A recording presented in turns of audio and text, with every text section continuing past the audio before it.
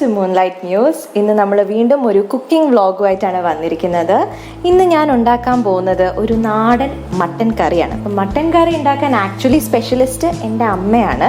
പക്ഷേ ഇന്ന് ഞാനാണ് ഉണ്ടാക്കി കാണിച്ചു തരാൻ പോകുന്നത്. അപ്പോൾ ഇത് അമ്മയുടെയും എൻ്റെയൊക്കെ ഐഡിയാസ് എല്ലാം കൂടെ കൊളാബറേറ്റ് ചെയ്തുള്ള ഒരു മട്ടൻ കറിയാണ്. അപ്പം നമുക്ക് ഈ മട്ടൻ കറിക്ക് ആവശ്യമുള്ള ഇൻഗ്രീഡിയൻസ് എന്താണെന്ന് നോക്കാം. സവോള ഒരു 2-3 എണ്ണം നൈസ് ഫൈനായിട്ട് അരിഞ്ഞു വെച്ചിരിക്കുന്നത്. പിന്നെ നമ്മുടെ ഈ മട്ടൻ കറിയുടെ കീ ഇൻഗ്രീഡിയൻ്റ് എന്ന് പറയുന്നത് ഷാലറ്റ്സ് ആണ്. അപ്പോൾ ഇതൊരു 10-25 ചെറിയ ഉള്ളി തിന്നായിട്ട് കട്ട് ചെയ്ത് വെച്ചിരിക്കുന്നതാണ്. ഇവിടെ ഞാൻ എടുത്തിരിക്കുന്ന 2 ഓൾമോസ്റ്റ് മീഡിയം സൈസ് ടൊമാറ്റോസ് ആണ്. പിന്നെ ഉള്ളത് ജിഞ്ചർ ഗാർലിക് പേസ്റ്റ് ആണ്. ഇത് ഓൾമോസ്റ്റ് ഒരു 10-15 അല്ലി വെളുത്തുള്ളിയും ഒരു 1 inch പീസ് ഓഫ് ജിഞ്ചറും ഉണ്ട്. പിന്നെ നമുക്ക് നല്ല ഫ്രഷ് കറിവേപ്പില വേണം, കാരണം നാടൻ മട്ടൻ കറിയാണ്. പിന്നെ കുറച്ച് കൊറിയാണ്ടർ ലീവ്സ് ഫോർ ഗാർണിഷിങ്. പിന്നെ ആവശ്യമുള്ളത് 1 inch സിനമൺ, ഒരു ഏലക്ക, 2 ക്ലോവ്, പിന്നെ ഒരു പിടി പെരുംജീരകം. അപ്പം ഈ കറിയിലെ താരം നമ്മുടെ മട്ടനാണ്. ഇത് നല്ല നാടൻ സോഫ്റ്റ് ഫ്രഷ് മട്ടൻ പീസാണ്. അത് മീറ്റ് ബോക്സിൽ നിന്നാണ്. അപ്പോൾ ഇത് സ്പോൺസർഡ് വീഡിയോ ഒന്നുമല്ല, ഞാൻ ജസ്റ്റ് ഇൻട്രൊഡ്യൂസ് ചെയ്യുന്നതേ ഉള്ളൂ. So it's A really fresh and nice mutton pieces. അപ്പം ട്രിവാൻഡ്രത്തുള്ളവർക്ക് ഇത് ട്രൈ ചെയ്യാം. So now let's get started. നമുക്ക് വേഗം മട്ടൻ കറി ഉണ്ടാക്കാം. ലോ ഫ്ലെയിമിലാണ് വെക്കുന്നത്. കുക്കർ ഒന്ന് ചൂടായതിനു ശേഷം വെർജിൻ കോക്കനട്ട് ഓയിലാണ് ഞാൻ യൂസ് ചെയ്യുന്നത്. ഇവിടെ വെളിച്ചെണ്ണ ഞാൻ പാകത്തിന് ഒഴിച്ചു കൊടുക്കുകയാണ്. വെളിച്ചെണ്ണ ചൂടായതിനു ശേഷം നമ്മൾ ഇതിനകത്തോട്ട് നേരത്തെ എടുത്ത് വെച്ചിരിക്കുന്ന കറുവാപ്പട്ട 1 inch, ഒരു ഏലക്ക, 2 ഗ്രാമ്പും കുറച്ച് പെരുംജീരകവും കൂടെ ആഡ് ചെയ്ത് കൊടുക്കുകയാണ്. അപ്പോൾ ജിഞ്ചർ ഗാർലിക് പേസ്റ്റ് ഞാൻ ഫുൾ ആഡ് ചെയ്ത് കൊടുക്കുകയാണ്. ജിഞ്ചറിൻ്റെയും ഗാർലിക്കിൻ്റെയും നല്ലൊരു ഫ്ലേവർ നമുക്ക് കിട്ടുന്നുണ്ട്. ഇപ്പം ആഡ് ചെയ്യാൻ പോകുന്ന ഇൻഗ്രീഡിയൻ്റ് എന്ന് പറയുന്നത് പച്ചമുളകാണ്. അത് 3-4 ഇഷ്ടം അനുസരിച്ച് ഓരോരുത്തരുടെ സ്പൈസ് ലെവൽ അനുസരിച്ച് ചേർക്കാം.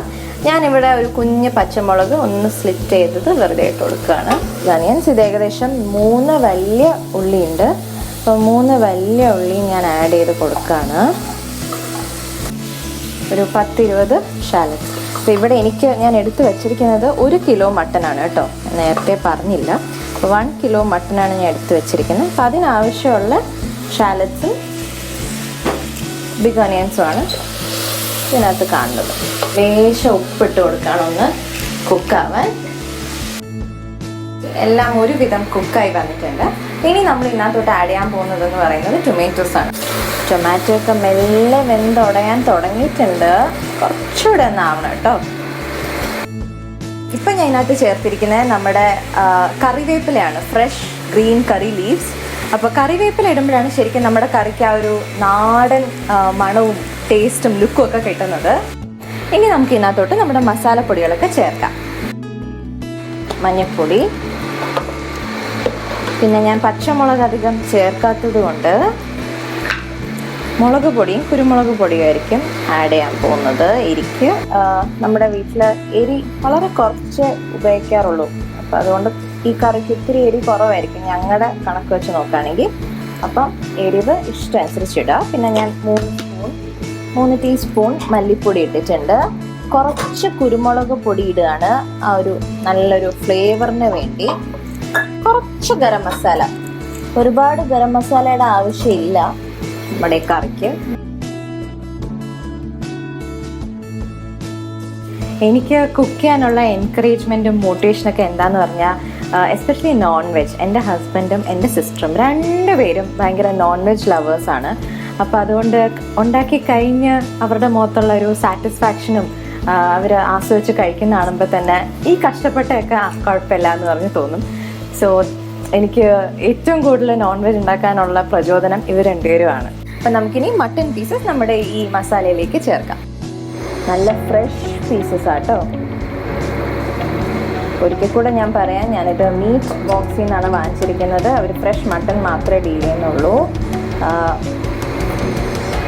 ട്രിവാൻഡ്രത്തുള്ളവർക്ക് ഇത് ഡെഫിനറ്റ്ലി ട്രൈ ചെയ്ത് നോക്കാം. ഒന്ന് ഇളക്കി കൊടുക്കണം. ആക്ച്വലി എൻ്റെ കുക്കറിൽ ഏകദേശം ഫുൾ കപ്പാസിറ്റി ആയി.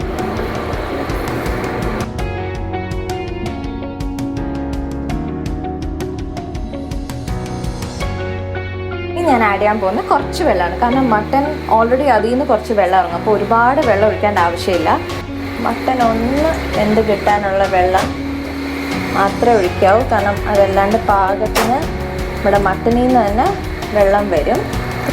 ഒരു 5-6 ഇല കറിവേപ്പിലയും കൂടെ ഞാനൊന്ന് കീറിയിടുകയാണ്. അപ്പം ഞാൻ ഓൾമോസ്റ്റ് 4 വിസിൽസാണ് നമ്മുടെ കുക്കർ വച്ചിരിക്കുന്നത്. അപ്പം വിസിലൊക്കെ വന്നു, ആവി പോയി കഴിഞ്ഞ് ഇനി നമുക്ക് തുറന്ന് നോക്കാം.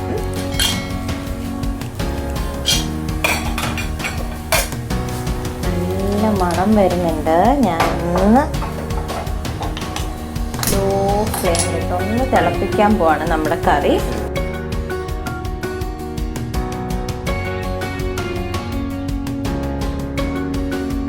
നമ്മുടെ മട്ടൻ കറി വേറൊരു സെർവിങ് ഡിഷിലേക്ക് മാറ്റുകയാണ്. ഭയങ്കര ചൂടാട്ടോ. ആയിട്ട് ഞാൻ കുറച്ച് മല്ലിയില കൈകൊണ്ട് തന്നെ ജസ്റ്റ് ഒന്ന് പിച്ചിടുക കേട്ടോ, ഫൈനലി.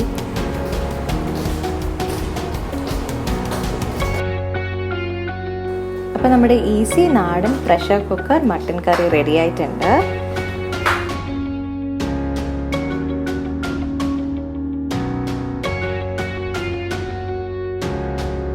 നമ്മുടെ ടേസ്റ്റി ആൻഡ് ഈസി ആയിട്ടുള്ള നാടൻ മട്ടൻ കറി ഡെഫിനറ്റ്ലി ട്രൈ ചെയ്ത് നോക്കണം. ട്രൈ ചെയ്തിട്ട് എനിക്ക് അതിൻ്റെ ഫീഡ്ബാക്സ് കമൻറ്റ് ബോക്സിൽ എഴുതി അറിയിക്കണം.